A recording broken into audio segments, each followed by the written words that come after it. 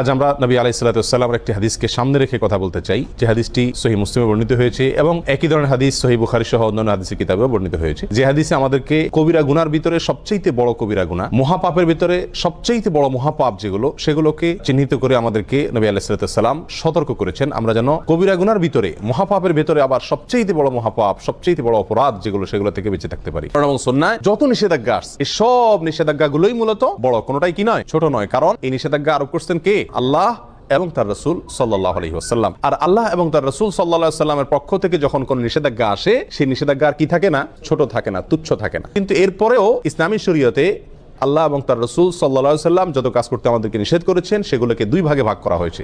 কিছু হলো সগীরা আর কিছু হলো কবিরা। কিছু হলো ছোট অপরাধ, কিছু হলো বড় অপরাধ। ছোট অপরাধ হলো কোরআন এবং সুন্নাতে যে সমস্ত অপরাধগুলো, যে সমস্ত নিষিদ্ধ কাজগুলোকে সাধারণভাবে নিষেধ করা হয়েছে, সেখানে কোনো শাস্তির কথা বলা হয় নাই। আর যেই নিষেধাজ্ঞার পাশাপাশি কোরআন এবং সুন্নাহ আমাদেরকে শাস্তির কথা বলেছে, অর্থাৎ এই নিষেধাজ্ঞা অমান্য করলে দুনিয়াতে শাস্তি হবে অথবা আখিরাতে শাস্তি হবে। দুনিয়াতে তার জন্য কোনো সাজা নির্ধারণ করে রাখা হয়েছে, অথবা আখিরাতের কোনো শাস্তির কথা বলা হয়েছে, অথবা সেখানে কোনো লানত, কোনো প্রকার অভিশাপ, কোনো প্রকার শক্ত কঠোরতা আরোপ করা হয়েছে। এরকম যদি কোনো নিষেধাজ্ঞা হয়, সেটা হবে কি? কাবীরা বা বড় অপরাধ। ছোট গুনাহগুলোও আবার যদি কেউ বারবার করে, তাহলে সেটা কি হয়ে যায়? বড় অপরাধে পরিণত হয়ে যায়। কারণ সেটা এক পর্যায়ে আল্লাহ সুবহানাহু ওয়া তাআলার প্রতি, তার রাসূলের প্রতি বেপরোয়া ভাবকে কি করে? প্রকাশ করে। এজন্য প্রিয় বন্ধুগণ, সব ধরনের অপরাধ থেকে বাঁচার জন্য কি করতে হবে? চেষ্টা থাকতে হবে। এই বড় অপরাধ যেগুলো, সেগুলোর ভিতরে আবার সবচেয়ে বড় অপরাধ আছে কয়েক। আব্দুর রহমান ইবনে আবি বকরতা রাদিয়াল্লাহু তাআলা আনহু তার বাবা থেকে বর্ণনা করেছেন, তিনি রাসূল আকরাম সাল্লাল্লাহু আলাইহি ওয়াসাল্লাম থেকে হাদিস বর্ণনা করেছেন যে তিনি বলেছেন, আলা উনাব্বিউকুম বিআকবারিল কাবাইরি, তোমাদেরকে আমি সবচেয়ে বড় অপরাধ যেগুলো, মহাপাপ কবিরা গুনার ভিতরে আবার সবচেয়ে বড় কবিরা গুনাহ যেগুলো, সবচেয়ে বড় অপরাধ, সবচেয়ে জঘন্য অপরাধগুলো যেগুলো, সেগুলোর উপরে কি আমি তোমাদেরকে বলে দিব না? সেগুলো হলো তিনটি। আল ইশরাকু বিল্লাহ, এক নম্বর হলো আল্লাহর সঙ্গে শিরক করা। আল্লাহর সঙ্গে কি করা? শিরক করা। এর চাইতে বড় অপরাধ আল্লাহর জমিনে আল্লাহ সুবহানাহু ওয়া তাআলা আর সৃষ্টি করেননি। আর কোনো অপরাধ নাই যে অপরাধ শিরকের চাইতে বড়। প্রিয় বন্ধু, আমরা অজান্তে, অগোচরে, না বুঝে আমরা অবলীলায় কিন্তু অনেক ধরনের শিরক আমরা করে যাচ্ছি।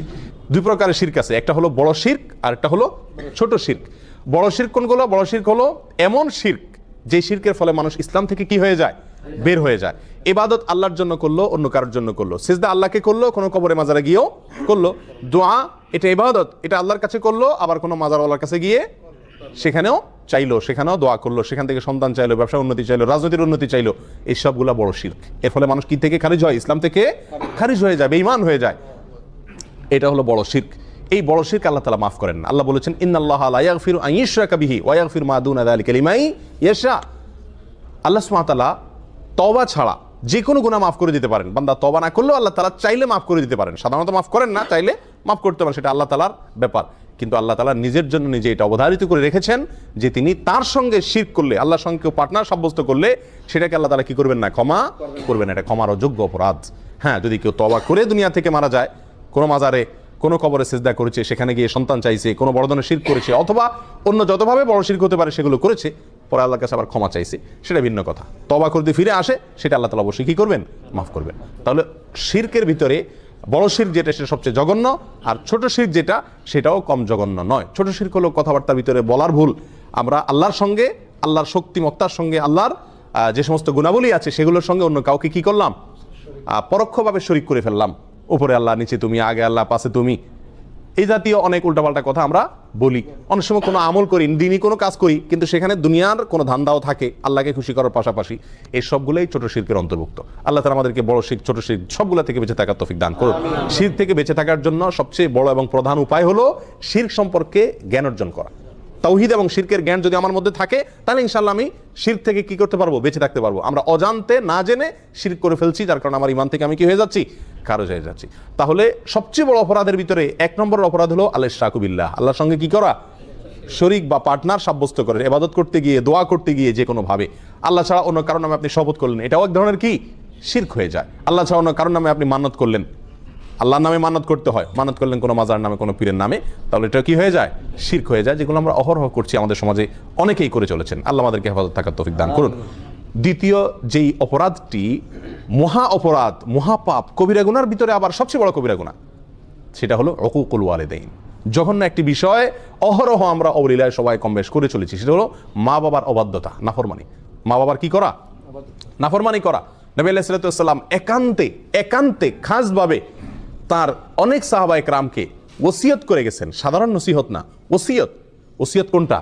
মৃত্যুর আগ মুহূর্তে মানুষ একেবারে মনের গভীর থেকে হৃদয় নিংড়ানো যে তপ্ত আহ্বান রেখে যায়, বাবা এই জিনিসটা করিও না, এটা করিও, এইগুলোকে বলা হয় সাধারণত কি? ওসিয়ত। নবী আলাইহিস সালাম তার বিভিন্ন সাহাবা একরামকে ওসিয়ত করেছেন। ওসিয়ত শব্দ ব্যবহার করেছেন সাহাবা একরাম, যে আমাদেরকে রাসূল ওসিয়ত করেছেন মা বাবার নাফরমানি যেন আমরা না করি। যত বড় নির্দেশই করুক না কেন, মানতে আমার যতই কষ্ট হোক, মা বাবার নির্দেশ যেন আমরা লঙ্ঘন না করি। মনে যতই না বুঝুক, মনের সঙ্গে যুদ্ধ করে হলেও মা বাবার নির্দেশকে সবকিছুর উপরে দিয়ে রাখতে হবে। প্রিয় ভাইরা, কোরআনেও আল্লাহ সুবহানাহু ওয়া তাআলা আল্লাহর সঙ্গে আল্লাহর ইবাদত করতে হবে, আর কারোর সঙ্গে কি করা যাবে না? শিরিক করা যাবে না। এই নির্দেশের পরেই আল্লাহ বলেছেন ওয়াবিল ওয়ালিদাইনি ইহসানা, মা বাবার প্রতি সদাচরণ করতে হবে। মা বাবা যদি কোনো অন্যায় কাজ করতে বলে, আপনার স্ত্রীর প্রতি জুলুম করতে বলে, অবিচার করতে বলে, অত্যাচার করতে বলে, সেটা করার দরকার নেই, সেটা মানা যাবে না। আল্লাহর নির্দেশের বিরুদ্ধে যদি কিছু করতে বলেন, দায় রাখতে নিষেধ করেন, নামাজ পড়তে নিষেধ করেন, তাহলে সেগুলো মানা যাবে না।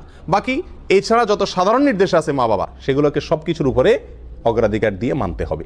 এবং এটা মানা, বিশেষ করে আমাদের দেশের মতো যে সমস্ত দেশে যৌথ ফ্যামিলি ব্যবস্থাপনা আছে, সেই সমস্ত সমাজে মা বাবার হুকুম মানতে গিয়ে অনেক ধরনের সমস্যা দেখা দেয়। তারা যদি অযৌক্তিক কোনো নির্দেশ করেন যেটা আপনার সাধ্যের বাহিরে, তো সেটা আপনার জন্য মানা জরুরি না, কিন্তু তাদের সাথে ব্যবহার খারাপ করা যাবে না। নিজের স্ত্রীকে বলে রাখতে হবে, বা যাদের কারণে মা বাবার হুকুম মানতে কষ্ট হয় তাদেরকে বলতে হবে, দেখো এই জায়গায় আমি দুর্বল, আমার কিচ্ছু করার নেই, এখানে তোমাকে সবর করতে হবে। এককালে তুমিও বুড়া হবা, তোমার সন্তানদের কাছেও তোমার নির্দেশ অযৌক্তিক মনে হবে।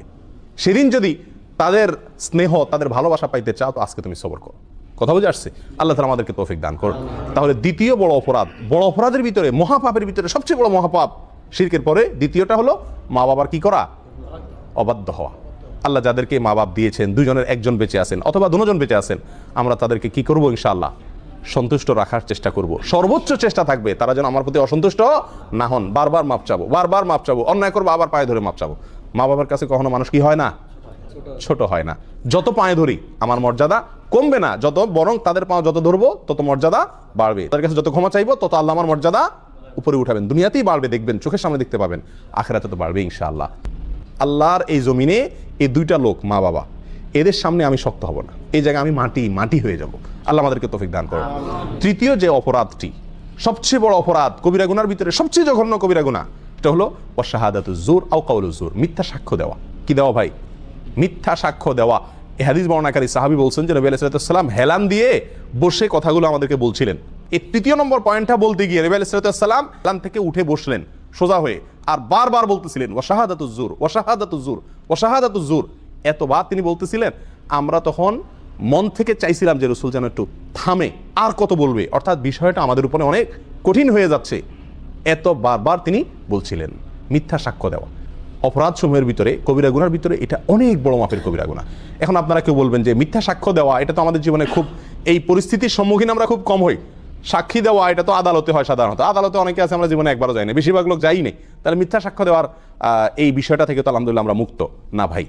বহু ক্ষেত্রে আমরা মিথ্যা সাক্ষ্য দিয়ে থাকি নিজের অজান্তে, আমরা জানি না যে এটা মিথ্যা সাক্ষ্য হয়ে যায়। যেমন আপনাকে কেউ জিজ্ঞাসা করলো, ভাই লোকটা কেমন, হয়তো সে তাকে চাকরিতে নিবে বা তার সাথে কোনো লেনদেন করবে, আপনার সঙ্গে হয়তো তার দোস্তি আছে, আপনি বলে দিলেন না তার মতো মানুষ হয় না, অথচ লোকটা সুবিধার না। অথবা আপনার সঙ্গে তার শত্রুতা আছে, লোকটা কিন্তু ভালো, আপনি বলে দিলেন না সে কি মানুষ নাকি, মানুষের জাত না। এটা কি দিলেন আপনি? মিথ্যা সাক্ষী দিলেন। কথা বুঝাতে পারছি? আমাদের দেশে, গ্রাম দেশে জিনিসগুলো বেশি হয়, শহরেও কম বেশ হয়।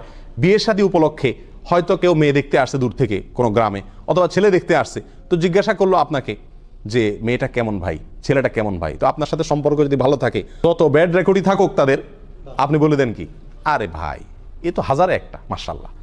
আর যদি আপনার সাথে সম্পর্ক খারাপ থাকে, তখন বলে দেন কি, যত ভালোই হোক, বলে দি ভাই আপনি যেমনি আসছেন তাড়াতাড়ি সরেন ভাই, আল্লাহ বাঁচাইছে, আমার জিজ্ঞাসা করছেন আপনারা, একবারে দরা তো খাইছিলেন, এখন সর্বনাশ, হাই হাই, আর জায়গা পান নাই আপনারা। এই সমস্ত কথা আমরা বলি কি বলি না? এগুলো সব কি? মিথ্যা সাক্ষী দেওয়া।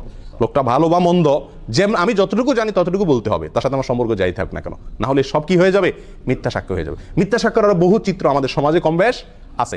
ছোটখাটো বেজালে, গন্ডগোলে, ফাসাদে, মারামারিতে, ঝগড়াঝাটিতে, বিচার অথবা মানে বিচারের মতো কোনো সালিশি যদি হয় বা এই জাতীয় কোনো মিউচুয়াল হয়, তো সেখানেও দেখা যায় আমি প্রত্যক্ষদর্শী, অনেক সময় আমি সাক্ষী দিতে চাই না, সাক্ষ্য দিতে চাই না, সাক্ষ্য দিতে না চাওয়া এটা একটা অপরাধ। আর মিথ্যা সাক্ষ্য দেওয়া, সাক্ষী দেওয়া, এটা কি? অপরাধের ভিতরে বড় অপরাধের ভিতরে মহা বড় অপরাধ। আল্লাহ তাআলা আমাদেরকে এই তিনও মহা বড় অপরাধ থেকে বেঁচে থাকার তৌফিক দান করুন। এরকম আরও বেশ কয়েকটা অপরাধকেও মহা বড় অপরাধ হিসাবে অন্যান্য হাদিসে সাব্যস্ত করা হয়েছে, শামিল করা হয়েছে। তার ভিতরে একটা হলো জেনা করা, মানুষ হত্যা করা। আজকাল যে আমরা ভ্রূণ হত্যা করি, এটাকেও কোনো কোনো জায়গায় এরকম মস্ত বড় অপরাধ বা মহা বড় অপরাধ হিসাবে সাব্যস্ত করা হয়েছে। ভ্রূণ হত্যা অর্থাৎ সন্তান গর্ভে আসছে, আপনি সেখান থেকে কী করলেন, হত্যা করে দিলেন ওষুধ দিয়া অথবা বিভিন্ন প্রসেসের মাধ্যমে। এগুলো সবগুলো বড় অপরাধ। আল্লাহ তাআলা আমাদের সকলকে এই বড় অপরাধগুলো থেকে বেঁচে থাকার তৌফিক দান করুন। বিশেষ করে এই হাদিস থেকে আমরা যে তিনটি অপরাধের কথা জানলাম, শিরক করা, মা বাবার অবাধ্যতা এবং মিথ্যা সাক্ষ্য দেওয়া, এগুলো থেকে হাজার হাজার মাইল দূরে থাকার তৌফিক দান করুন। জাযাকুমুল্লাহ ওয়া আখিরু দাওয়ানা আলহামদুলিল্লাহ।